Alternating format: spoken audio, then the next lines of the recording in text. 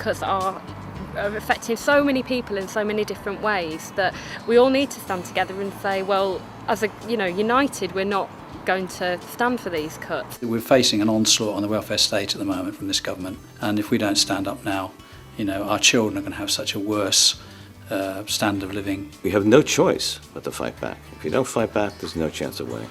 The attacks aren't just on one part of the community, it's on us as a whole. And the response to that has to be a united front. It's not, all right, my pension's being attacked, my pay's being attacked as a civil servant, but also at the same time, it's my son's school that's suffering with cuts. It's the hospital that my mum and dad use that's being affected. So we don't just fight this on one single front, we come together, we work together, and by doing that, we've far more chance of being successful in fighting against all these cuts.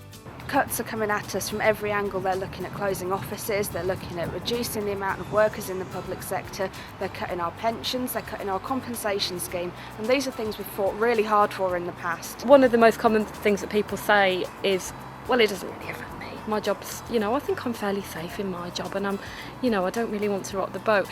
We don't really have a choice but to rock the boat at the moment. The cuts are going to affect everybody, and there's no two ways about it, sadly, which is why I personally have thought, well, no, I'm going to go out and strike, I'm going to vote yes, and I'm going to go out and I'm going to strike.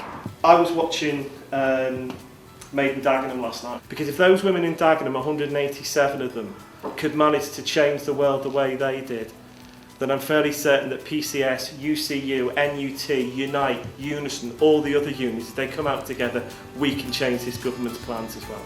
Thank you.